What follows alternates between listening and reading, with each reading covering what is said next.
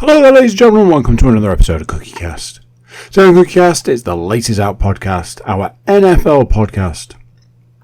Paul's running the show this week, and we are looking at week 14 of the season gone, week 15 to come, and you know what that means? That regular season's coming to a close, but opens the door for playoff football. Before we get started, please do consider like, share, subscribe and comment. Leave a review where you can leave a review. Obviously the big one, share this podcast. If you know somebody that likes the NFL, send it their way. They might thank you. Right, here we go. Let's get started. This is CookieCast.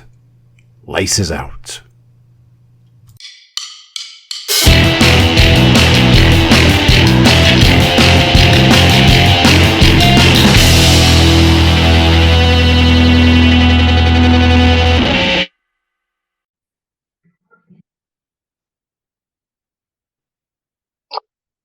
Well, ladies and gentlemen, welcome back for another week of your CookieCast Network NFL Football Fix. For those of you joining us on YouTube, it's not just me. It is, of course, the same as it is every week and has been for all of this season. It's just the two of us flying duo, I suppose it would be. It's me. It's the captain, it's the leader of the good ship, CookieCast Podcast Network. That is correct, ladies and gentlemen. It is getting, it's not getting over. I keep doing that. It's not getting over. It's not getting over. It's laces out. Laces are out. The kick is up. The kick is good for week 14. That Maybe you feel like you've got some unresolved wrestling issues that you need to get off your chest. Maybe. I'll have to dig around in the old back of the brain and pull that forth, because it must be that's just darting on my mind currently.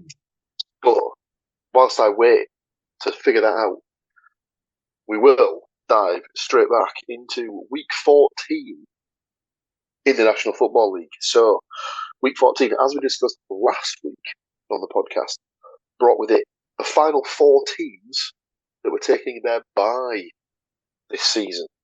So, we had the Panthers, Patriots, Giants, and 49ers as the four teams that were still to take their bye, and they did not have a game in week 14. The remaining 28 teams did indeed have a game, which meant 14 games for myself and Mr. Cook to predict. Not a stellar week, I would say, in the fact that the winner only got 9 of 14 correct. I mean, better than halfway for ladies, isn't it? Yeah, you could say that. Yeah, absolutely. They bested the other by just 2 points. So I'll go through the combined. That is halfway for lady. Shouldn't have gone in with that one as soon as I did. Unfortunately, so I'll go through the teams that collectively let us both down. So we both had the Browns to beat the Titans.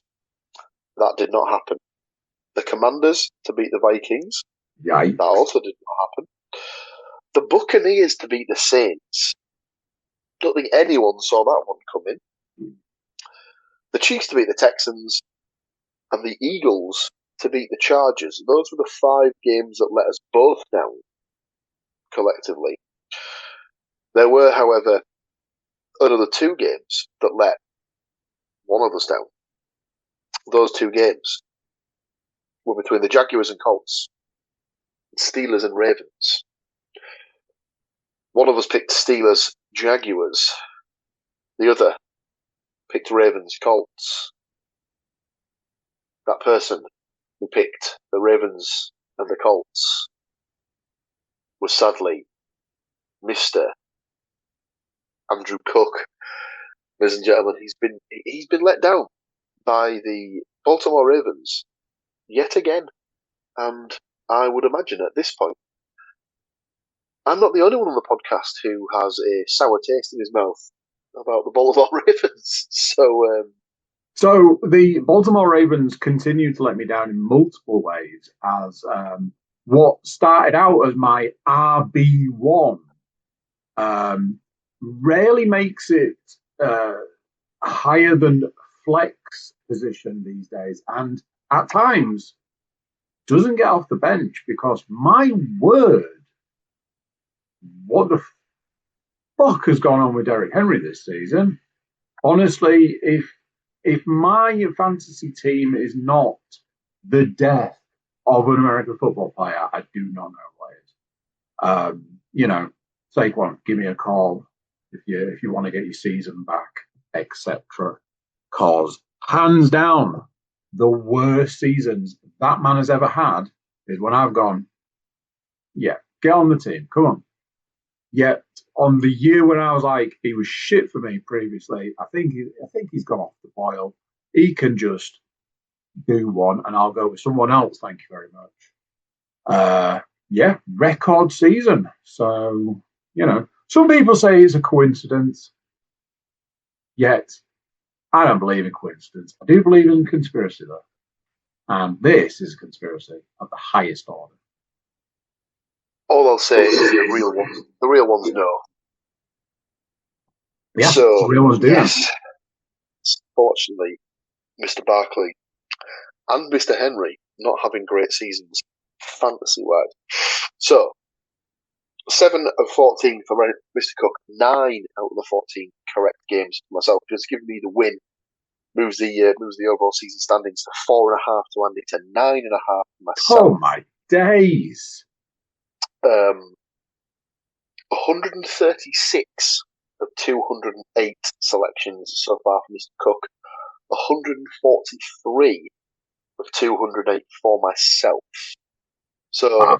I would hazard a guess that over the course of the next 4 weeks, we will probably average out at around a 50-50 correct-incorrect split for the regular season game.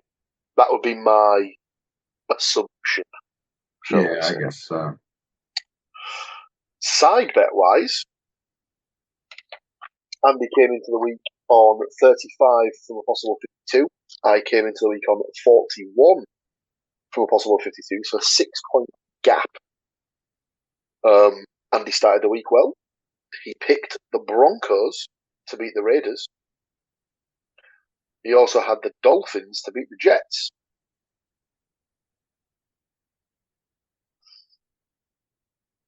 He also had the Buccaneers with the Saints. Oh, sweet mother. Chargers.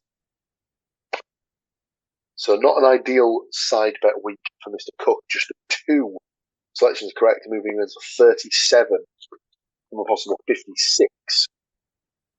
I similarly started very well. I had taken the Seahawks to beat the Falcons, the Rams to beat the Cardinals, and the Bills to beat the Bengals. I also had the Browns to beat the Titans, which is the one result not giving the clean sweep of the week.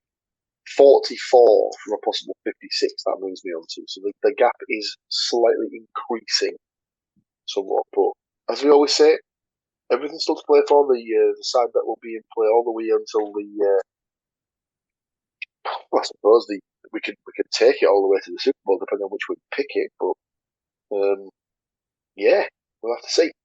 So that's game picks and side bet done. All the stuff to go through before the stats is our bankers and outsiders. Now, last week, I feel, was one of our closer weeks.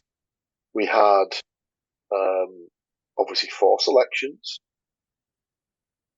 and it started off well from the outsiders' perspective, as Andy had picked the Saints to beat the Buccaneers, and that was at 7-2, ladies and gentlemen. Yeah, so, baby. Good start. Our second outsider was the Steelers to beat the Ravens at 5-2. Ooh. So far, so good. our first banker was the Broncos to beat the Raiders at 2-9. So I know what you're thinking. This is looking pretty good. Money in the bank. This other favourite that we've picked, this other banker, can absolutely not have let us down until you see that it was the Kansas City Chiefs. Oh, sweet mother. At 2-1 on to beat the Houston Texans. And I believe the phrase would be that they categorically shat the bed. Well, it's one of those things. I think as a everybody collectively breathed a sigh of relief, knowing that for whatever, however it's gone, they are now eliminated from postseason. There is that initial sigh of relief to start things off.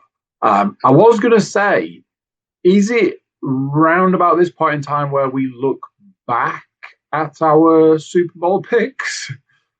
Well, we absolutely can.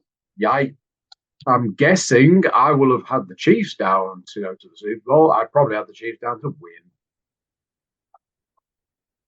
I can find the page. Struggling to open the page. So at the start of the season, we both had the Detroit Lions as our NFC pick for the Super Bowl. One of us had the Kansas City Chiefs as our AFC pick for the Super Bowl. That was indeed Mr. Cook. He also had the Kansas City Chiefs winning the Super Bowl, and of course, the go-to for the MVP is not Patrick Mahomes. It would, of course, be the perfect love story for Mr. Travis Kelce. I will say this here and now. Super Bowl MVP. I will say this here and now. That man needs to retire. He looked awful recently, especially in the game of the weekend. But the Chiefs as a whole looked awful. Now, yeah, it's a strange one, isn't it? Because you'd normally say that when a team looks that sort of off the pace, the first thing would be potentially head coach change. No, there's absolutely no way the Chiefs will get rid of Andy Reid. So, obviously, coordinator change potentially in the off season. That might be a way to sort of change it up a little bit. But I just don't know. It's a strange one.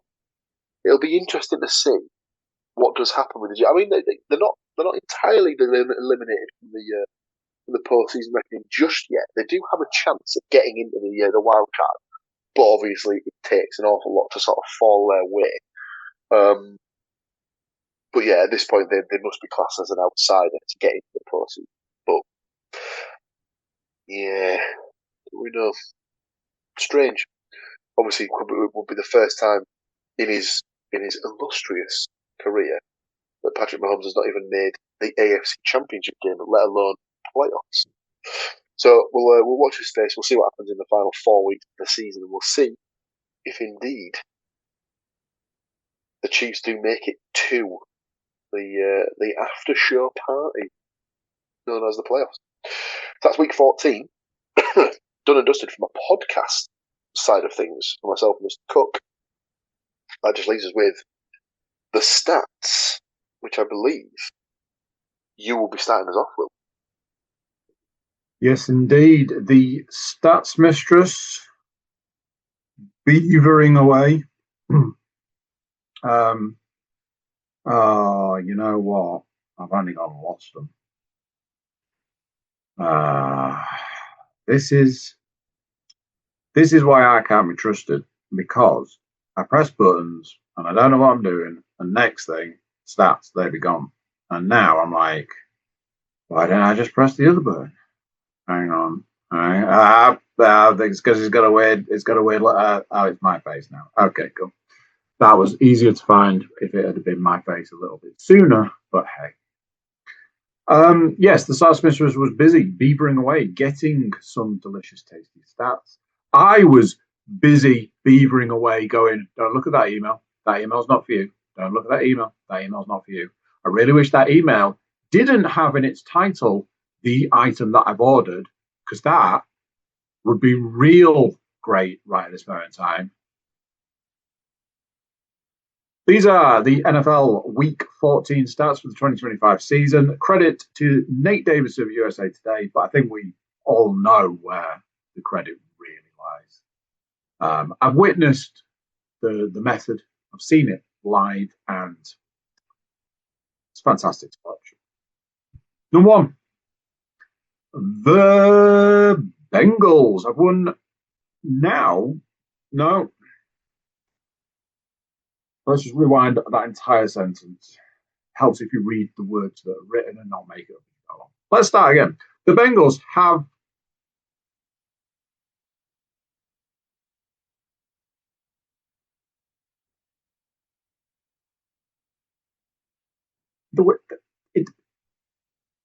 I will read it word for word. Brace yourself for this one, because the Bengals will now have likely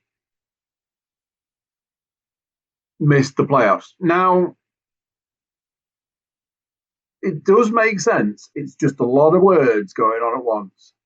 The Bengals will now have likely missed the playoffs in 3 consecutive seasons.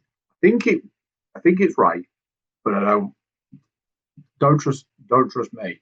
I have the reading level of, as we found out recently, a 5-year-old.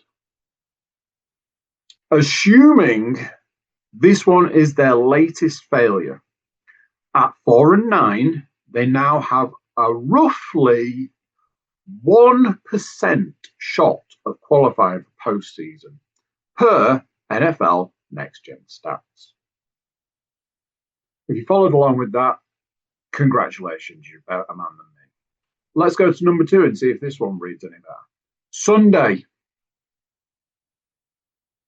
Bills quarterback Josh Allen became the first man in league annals with 50 games in which he produced a touchdown both with his arm and legs, and no one else has ever posted 3 separate seasons with 20 touchdown passes and 10 rushing touchdowns.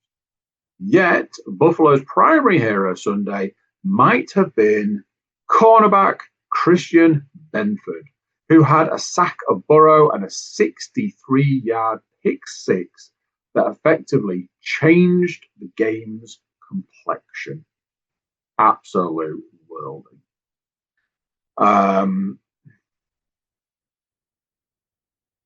I imagine we'll get into it a little bit more. I did think of posing the question when I was saying about should we now review our Super Bowl picks. I did think of posing the question, if you were to re-pick your Super Bowl pick now, where would you likely end up? Obviously, one of the teams from our picks has essentially been eliminated, which if you go back 14 weeks, 15 weeks, let's say, obviously some of us didn't see it going this way. And I know I was being a little bit flippant with my pick because I was doing the whole, well, I'm sure by now the script says this, but yeah, I don't know how confident I would feel to pick a Super Bowl at this point in time, because teams that you would never imagine to be doing well are doing well. Teams you would have happily predicted earlier in the season are struggling to keep their heads above water.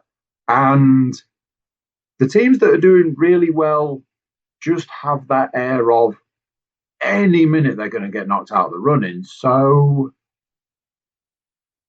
where do you go with at this point? If you had the bracket system, the entire playoffs in a bracket system, who is your Super Bowl champion by the end of this team's going to beat this team, this team's going to beat this team, this team's going to beat this team, and these are the winners? Because I really struggle right now. Anyway, I've got a big stat. Number 3, Atlanta was officially eliminated from playoff contention on Sunday, with the Falcons to remain absent from the playoffs since their last appearance during the 2017 season. The Seattle Seahawks blasted the Falcons 37-9. Recently acquired Wide receiver Rashid Shaheed, a big reason. Though Shaheed isn't one of the league's most widely known players, the trade for him prior to last month's deadline was expected to be an impactful one. He started delivering Sunday with 4 catches for 67 yards and a 100-yard touchdown off a kickoff return out of halftime that helped put the game away. Shaheed had 4 catches for 37 yards in his first 4 games with Seattle. Good acquisition right there. Number 4 talks about a team that I can't imagine we will mention at all for the rest of this podcast.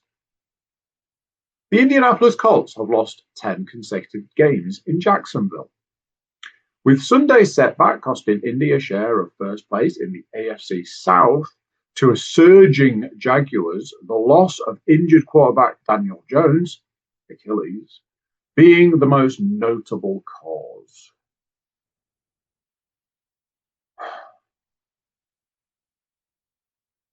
I stayed away from mentioning the news that has come out this morning, today, etc., in our offline chats because I had far too much to say. I was going to liken it to, weirdly, the WWE when they're like, "Oh yeah, we've got all this talent just lying around, but what's Goldberg up to these days? We haven't seen him for 18 seconds. Is Sting free? Yeah, bring them all. Like, what's the Undertaker up to today? Is he doing a podcast, or is he free to come and slam somebody through the ring for 5 minutes? Number 5. A week after their 26-0 loss at Seattle, the Vikings blanked the Commanders 31-0 per NFL Red Zone. It's the first time since at least 1992 that a team has pitched a shutout the week after suffering one. There's a freaking stat for you. And finally for me, Minnesota orchestrated a second quarter touchdown drive that consumed 12 minutes and 1 second, the longest in the league in nearly 14 years. Honestly, if somebody said to me, you've got 2 choices to make here. No, choice number 1 is to completely eradicate AI from the planet. Choice number 2 is to get some of the most insane stats you could ever imagine for the NFL. Which would you pick? I'd be like, honestly, keep bringing me those just obscure stats. They are, yeah, they've got machines working overtime over there at the NFL. Anyway, over to you. We say it all the time on the wrestling podcast. The collectively between them, the NFL and the WWE, love it. First time ever. First time ever. Yes. Etc. Etc. So we will continue the stats with 15 consecutive seasons. The New York Jets have now missed the playoffs after being officially eliminated on Sunday. The New York Jets' ignominious streak is not only the longest active one in the NFL, but also North America's 4 major professional men's team sports leagues. I drove down my street today and nearly had to pull over, stop, get out, run over to a young man who was walking down the street and say, "Do you need help? Are you okay? Do you need anything? Can I call someone? Is there a reason you're out in the street right now wearing a New York Jets hoodie? Do you need anything? Can I get you something? Some water, perhaps, to take your medication? So anything. Just tell me what I need to do to help you right now." It was a sad sight. The Baltimore Ravens outrushed the Pittsburgh Steelers 217 to 34 yards on Sunday but still figured out a way to lose the game and their share of first place in the AFC North. Though some questionable officiating decisions certainly didn't help them. Still, it was the largest positive rushing differential for a losing team in 3 years. Cleveland Browns defensive end Myles Garrett now has 20 sacks, the first time he's reached 20 in his 9-year career, after bagging Tennessee Titans rookie Cam Ward once on Sunday. Garrett now has 4 games to register the 3 additional sacks he needs to break the league's single-season record of 22.5, shared by Michael Strahan and T.J. Watt. The Chicago Bears lost to their arch rivals, the Green Bay Packers, Sunday at Lambeau Field. A defeat that dropped them the conference. Sorry, this was crazy. I heard this on Sunday. A defeat that dropped them the conference's projected number 1 seed all the way to the number 7. Yeah. Outrageous. Just 1 win ahead of the Detroit Lions, who are desperately trying to qualify for a 3rd consecutive playoff trip. Meanwhile, Green Bay's win launched it from the projected 6th seed up to 2nd, just a half game behind the Los Angeles Rams, who currently sit atop conference standings. That half is, of course, via their tie that they had with the Cowboys earlier this season. All of that NFC dominance and the top-seeded Rams, 10-3, are separated by a single game from the 6th-seeded San Francisco 49ers, and Bears, both 9-4, is sandwiched around the NFC South, which is doing its traditional thing. After losing to the lowly New Orleans Saints, Tampa Bay Buccaneers, 7-6, fell into a first-place tie with the Carolina Panthers, who were on the bye. By comparison, this is my final stat of the week, the AFC is much less compelling, though it does appear the Denver Broncos and New England Patriots could fight over its top seed well into week 18. Who had that on their bingo card 3 months ago? Yeah, I think someone had put together. I wish I'd favorited the tweet or the Facebook post or whatever it was now, but it was something like the Broncos and the Patriots are number 1 or are atop their division. Philip Rivers is quarterbacking in the NFL, and it was loads of other stats, and there was loads of other little bits and pieces of that, and it was something like, you know, if you were told this, you would be forgiven for thinking that it was like, you know, the mid-2000s all over again, something like that, which I did think was quite humorous. Yes, so that brings us to the end of week 14, nicely bored up, stuck back in the drawer, put back on the shelf, to only be looked at again next season. That brings us to week 15. Approaching over the hill, I'm going to sneeze. Oh no.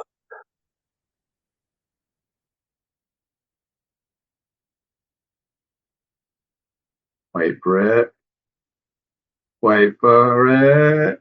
It's one of those really annoying ones that's right there, and I can It's feel there, it. but it's not. It goes, and it goes, and then it comes back. Yeah.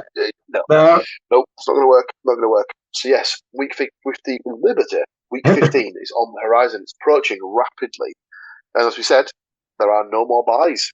So each week from now on, between now and the end of the season, will bring 16 games with it. 16 games that both myself and Mr. Cook have predicted. Those are in the book as we speak. So we're going to take a very short break to compose ourselves, maybe top up those glasses, and then we'll come straight back at you with our picks for week 15. We'll go through our side bets, we'll discuss our bankers and outsiders, and we will get out of your hair.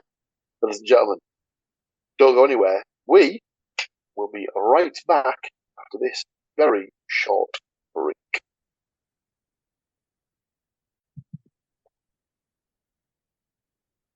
And just like that, the break is over. We are right back at it. So, week 15, first game, Thursday Night Football, sees the Atlanta Falcons travelling to Tampa Bay to take on the Buccaneers. Now, usually this one would be sort of met with a little bit of a divisional matchup. Tough game. but not when the Atlanta Falcons are playing, as they are dog rough at the moment. Obviously, nothing to play for. Starting quarterback, done for the season. Backup quarterback, not even at this point playing for a position elsewhere next season, as he just looks completely uninterested with football now. Dare I say, this is the exact sort of game that the Buccaneers need to get back right again, shall we say.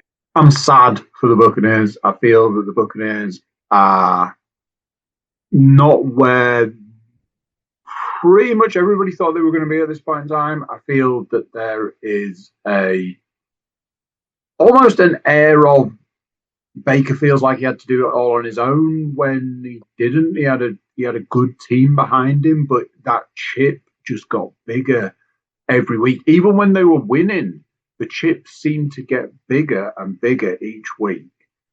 Then they hit a losing streak. Everything seemed to go real quiet at that point in time, which was a bit like, okay. And now they're just in this sort of floundering.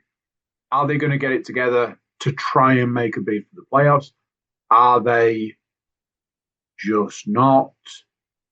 Nobody's really sure what is quite happening there.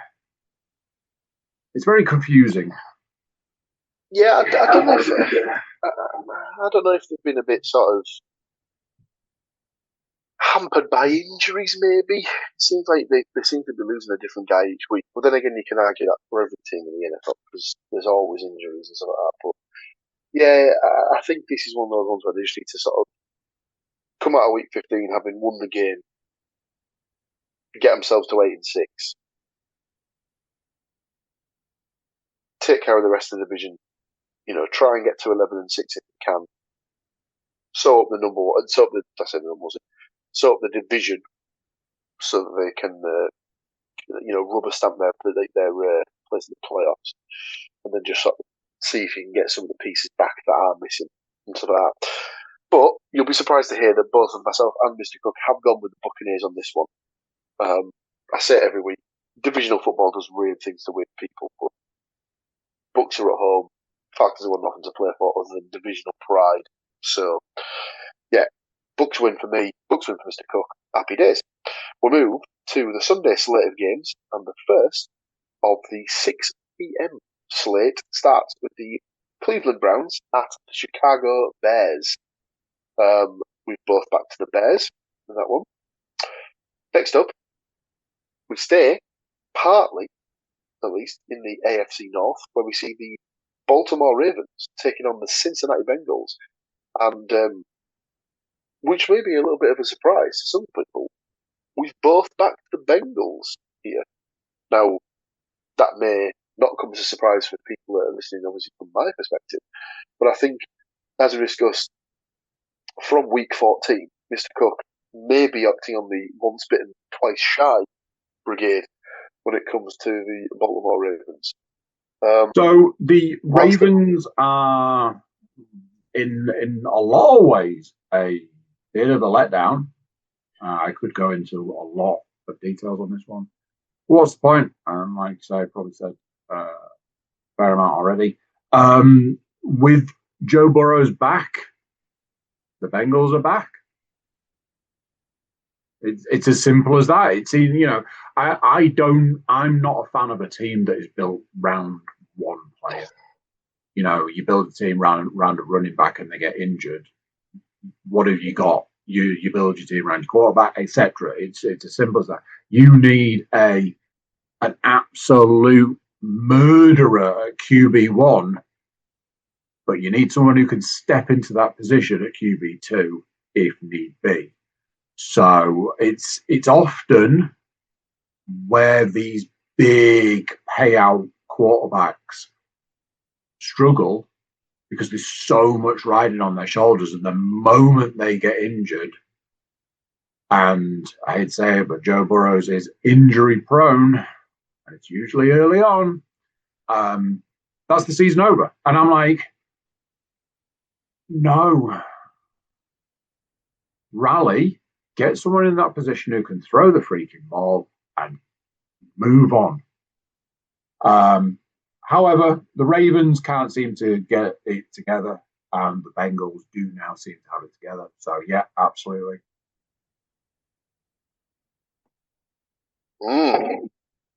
So, both of us are back to the Bengals. The next game, we have the Arizona Cardinals at the Houston Texans. Texans are riding very much a crest of a wave at the moment. Surprise, surprise, we've both back to Texans. We have the Jets at the Jaguars. We've both taken the Jaguars. Chargers at Chiefs brings us our first difference of opinion of the week. Mr. Cook has gone with the Chargers. Because they're at home, I know they were at home against the Texans, but I don't think the Texans are as good as the... I don't think the Chargers are as good as the Texans, personally. I've gone with the Chiefs to win this one, whereas Andy has gone with the Chargers. I wouldn't be surprised if the Chargers won, but I think whilst the Chiefs are still in touching distance of achieving a playoff spot, I would imagine that they'll try to keep games as tight as they possibly can. I up until the game on Sunday, I absolutely agreed. I said they need to win every game between now and the playoffs. They need to get into the postseason. They need to get it done. I watched the performance they put out on the field, and the performance was: we are a team who has already given up. We're looking to not go to the postseason. We don't want any part of this. Like I say, certain players should absolutely be looking to retire in the off season, and that team looked like a team that did not want to be there. There was a play where somebody set off with the ball, set off running, and they were running and running and running, and there were 3 Chiefs players behind them, and not a single one of them made any attempt to stop them, made it look like they were even trying. I was like, I could set off now and get there quicker than those players to try and stop that person with the ball. I was like, they're out, they're done, they've checked out. It was very much a going through barely going through the motions. So for that reason, I was like, I don't expect to see anything out of them this week. Obviously, you go and watch them absolutely blow, 40 burger on this one, but I don't see it personally.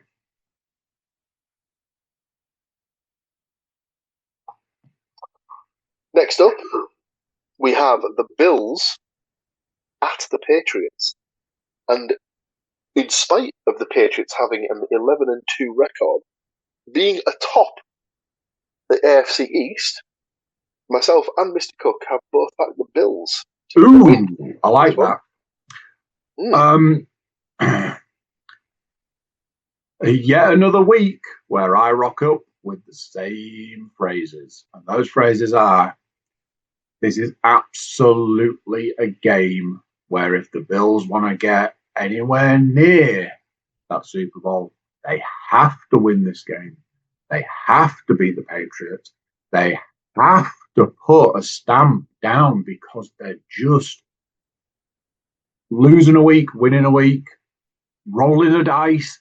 Do we know what version of the Bills we're gonna get? Are we gonna get the Bills that come out and absolutely decimate the team on the other side, or do we get the Bills that look like the Bills we know and love?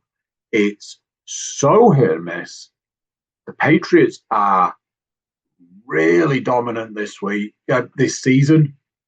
I think this is the statement. You go out, you beat a team that have lost next to no games, and that says we're here to win. So it may have been a little heart over head when I picked the Bills, but they need to do it. They have to get this one done. This is the one that they need to put their stamp on. So for me, mine might be partly wishful thinking more than anything else, and it's more a case of I want the Patriots, I want the Bills to win it to keep the division interesting. Yeah, I think, just going off calculations, I believe if the Patriots win, they will clinch the division. Yeah. Because they'll go to 12-2. And the Bills will drop to 9-5. Yeah. Now, the Bills can still get to 12 wins, but the Patriots would have double tiebreak over them, from what I understand. So, yeah, the Bills need to win this to close it to one game, and then hope that somewhere along the line, the Pats drop another game to leapfrog them, probably two. Yeah. At this point, the Bills are kind of up. The Pats lose out really, so they need a bit of help from somewhere else, and obviously they need to take care of their own. Last couple of games in the 6 p.m. slot sees the Commanders at the Giants in the first matchup between two eliminated from postseason contention teams. This is the who gives a shit ball. Who gives a shit ball?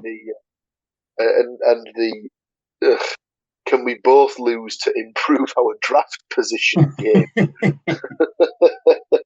So let's have a look at the standings. Washington come into the game at 3-10. Oh. New York at 2-11. So as it stands, I think the Giants are. Honestly, I've said this every single season. There should be a clause where you can say, as the team that is travelling, let's just take a draw. In fact, we'll give you this one. We'll take a loss. So we don't have to get on a plane. We don't have to travel. We don't have to be away from our families. We don't have to have that whole get there, get back bullshit. If you agree to a draw, we agree to a draw. We'll shake hands over Zoom and be done. There should be an option. There is nothing to gain from this game. Why bother? Yeah, I agree. It's a strange one. Annoying would be the phrase, wouldn't it? Yeah. But in spite of all that, we have both gone with the Commanders. If I was a Commanders fan, I'd also be praying that Marcus Mariota starts this game and that Jane Daniels is just left for the rest of the season just to sit out. Yeah, absolutely. He took a hit from a defensive player on Sunday, and I believe I even put it in our little chat. Why is he in this game? Yeah. Which makes absolutely no sense whatsoever. And you run the risk of doing more long-term damage to him. So keep him away from the game. Just have Marcus Mariota. He's more than capable of getting you through this game, considering that you have got zero chance of making the postseason. The last of the 6 o'clock games sees the Las Vegas Raiders, again eliminated from the postseason contention, travelling to Philadelphia to take on the Eagles. Now, I think this falls in the same category as the Chiefs game, as several other the Buccaneers games from earlier in the week. This is very much a Eagles need this bad, and they couldn't have asked for a better team to be rocking up in town than the moribund 2-11 Las Vegas Raiders. Surprise, we've both got the Eagles to win the game. I wouldn't be surprised if this is the game that has the biggest point spread on the. I would imagine that the Eagles are favourite by at least 2 touchdowns, if not more. So, yeah, Jalen Hurts needs it, especially after his 4 interceptions that he threw against the Chargers on Monday night. So, yes, interesting to say the least. We move into the 9:05 and 9:25 slate of games. The first one, potential Super Bowl matchup. First of the week. Packers at Broncos. Interesting one.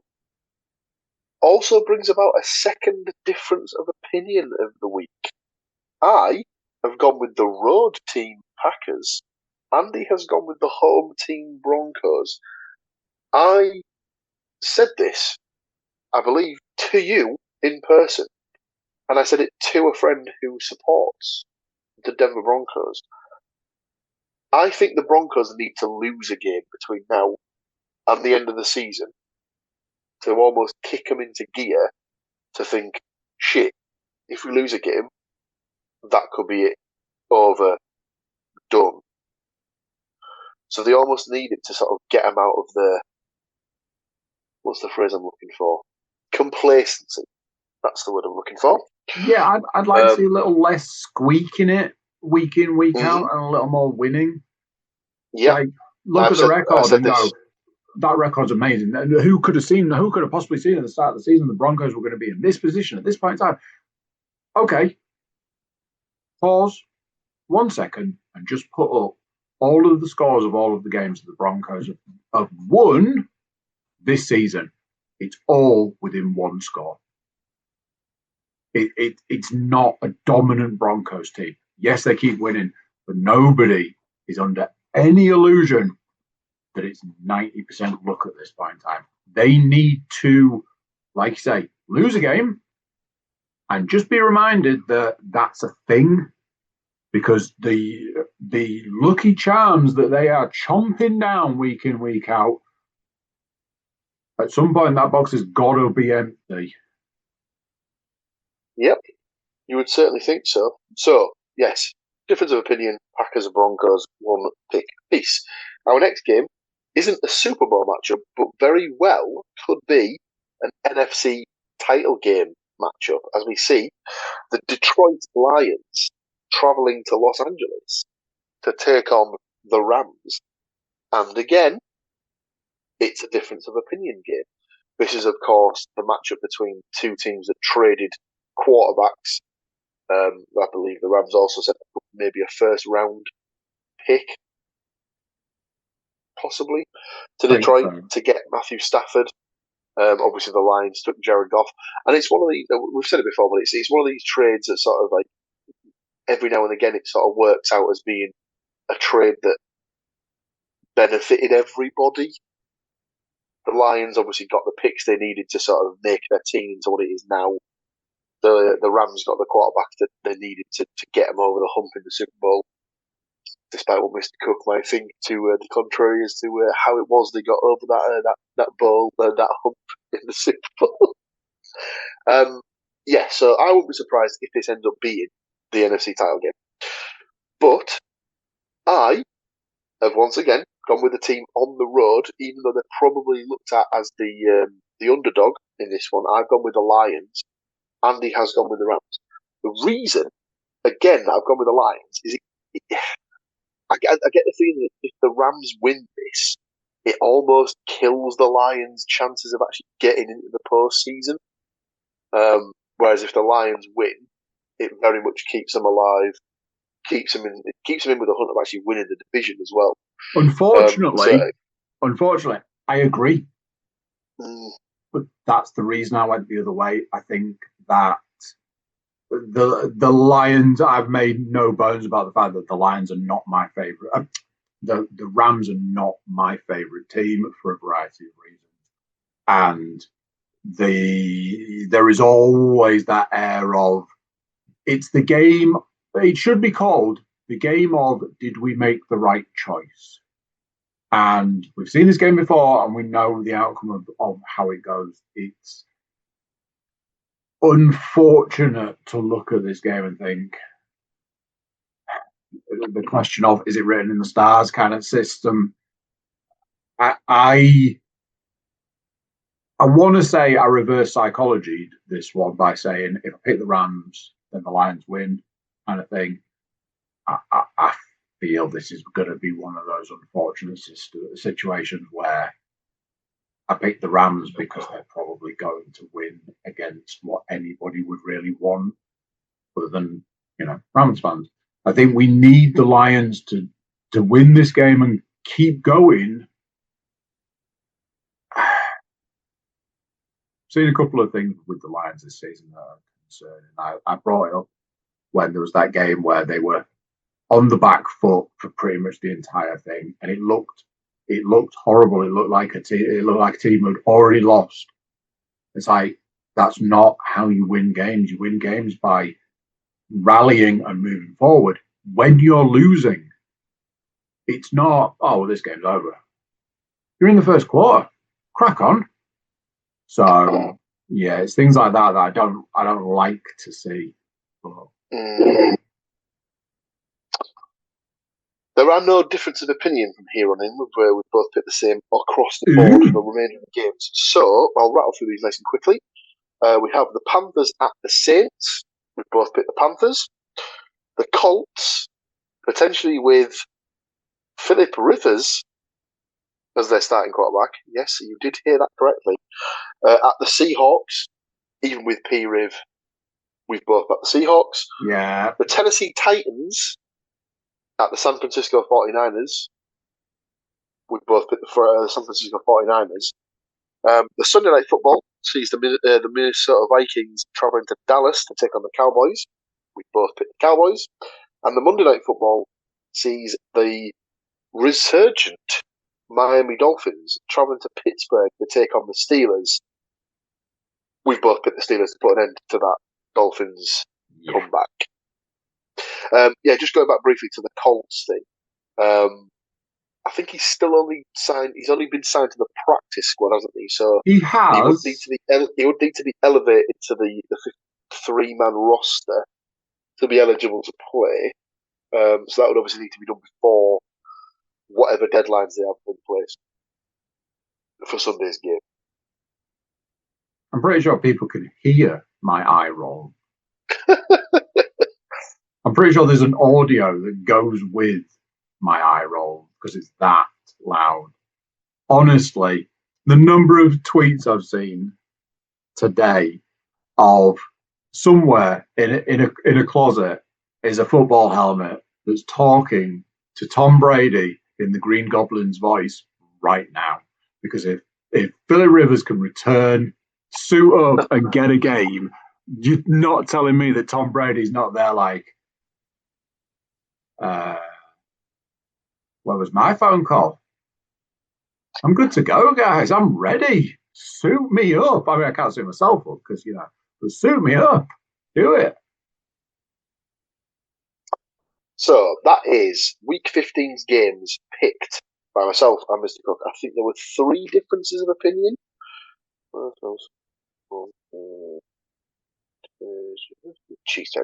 3 differences of opinion, which means we shouldn't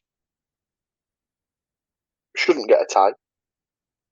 There will be a game that will finish as a tie, and we will end up like fucking us over so that's against a tie. Oh, so we should get a result one way or another. That just leads us to the side bet for this week. Now, obviously, as we discussed, Andy finds himself 7 points behind, so it's entirely up to him as to whether he wants to start us off this week or if he wants me to have the first selection as per. I feel this week is a good week. There are clear choices this week. Yes. So I'm just going to start us off, rattle through these nice and quick. I was looking at that game there, bit of a no-brainer, but instead, I'll take the Chicago Bears to beat the Cleveland Browns, just on record alone there. Over to you immediately. Interesting. I thought you would have gone with the Philadelphia Eagles to beat the Las Vegas Raiders, so I will immediately swoop in. Wait, Eagles, swoop, did you get it? I'll take that. And I'll follow it up with the San Francisco 49ers to beat the Tennessee Titans. Okay, in that case, I will take the Tampa Bay Buccaneers to beat the Atlanta Falcons.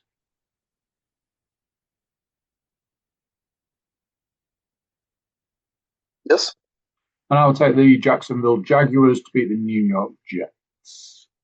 Yeah, I thought that might be where you were going for the third pick. So it just leaves me to finish us off. I'll go with the Seattle Seahawks to beat the Colts. And for my final pick, I will go with the Texans to beat the Cardinals. Can't believe I'm about to say this, but did you take the Panthers already? Nope. For fuck's sake. I would say the Carolina Panthers to fuck me over by getting beaten by the New Orleans Saints. However, put me down for the Panthers to win, obviously. you can hear the pain in his voice, ladies and gentlemen. So, to reiterate, Andy has taken the Chicago Bears at home to the Cleveland Browns, the Tampa Bay Buccaneers at home to the Atlanta Falcons, the Jacksonville Jaguars at home to the New York Jets, and the Carolina Panthers on the road against the New Orleans Saints. 3 home teams, 1 road team. I have taken the Eagles at home to the Raiders, the 49ers at home to the Titans, the Seahawks at home to the Colts, and the Texans at home to the Cardinals. 4 home birds there. So I have in fact, Bankers and Outsiders bet that we have put on for the week. It was my honours this week. So I started us off with my banker being the Pittsburgh Steelers at home to the Miami Dolphins at 1-2 or 2-1 on, as it were. Andy followed that up with his banker of the 1-10 or 10-1 on Philadelphia Eagles to beat the Las Vegas Raiders. Those are our 2 bankers. My outsider pick was the 11-10 Cincinnati Bengals to beat the Baltimore Ravens. And Andy's outsider pick was the 7-4 Los Angeles Chargers to beat the Kansas City Chiefs. All in all, if all of those 4 games come in, it's a very small one this week, ladies and gentlemen. It's only a return of 8.53 to 1, so we'll get back £9.53. This is the week. If that particular bet hits. It's the smallest win of the season, I would say. So that does mean it is, of course, our most likely to, all 4. So let us know. This is the week. Indeed. So, ladies and gentlemen, that brings us to the end of yet another week in the NFL. 15 weeks. Pretty much done and dusted. That means we've only got 3 weeks of the regular season left after this one. And then we'll be into win or go home football. Ooh, then we're getting in towards Super Bowl territory. Tasty, tasty, tasty, ladies and gentlemen. So I will close the book and I will say a great big thank you to my co-host, Mr. Andrew Cook, for joining me to go through the murky depths of the National Football League. I'll also say a great big thank you to all of you, the listeners and watchers, for joining us yet again to go through the National Football League. If you're new around here, if you've just stumbled across the podcast for the first time, welcome along. We're very happy that you've jumped into the water with us. I'm sure you'll agree it's lovely. Want to stick around for a swim? This is not the only podcast that we do here at the CookieCast Podcast Network. You may recall, in fact, at the start of the podcast, I thought I was doing a different podcast altogether. As I mentioned, the Getting Over CookieCast Wrestling Podcast. That is a monthly ditty that we do where we go through the upcoming or previous live events from a WWE perspective. We go through all the news, we make predictions, we see who's winning the predictions title. So if wrestling's in your wheelhouse, join us once a month to go through that. We also have, or did have, up until the end of the season, a Formula One podcast called Get Straight to the Apex. I believe the season had just finished this past week, so there may be a season wrap-up podcast on the horizon. Funnily enough, whilst recording this, I've had the message. Season roundup show. Dive in on that. We also have a weekly football show where we go through the trials and tribulations of Middlesbrough, Hull and Nottingham Forest for our sins. And then, of course, Mr. Cook, the head honcho right there, he has his Darkest Timeline podcast where he gets all the things out of his head down onto paper. That paper is, of course, an Audible podcast meme. Digital audio media. Digital audio media, of course. So there you go. Plenty for you to be digging your teeth into on the CookieCast Podcast Network. But that's us for another week. Join us again next week where we'll go through Week 15's results. We'll look ahead and predict Week 16. But until then, tatty bye from us. Take care of yourselves, and we will see you in a week's time. Ta-ta! So there we go. What do you think of that? Another one done. Another week gone. Another week of the regular season gone. Another week of the regular season to come. Obviously, if you're a fantasy football player, you will be looking at, are you going to go to the playoffs at this point? Whew. Exciting times.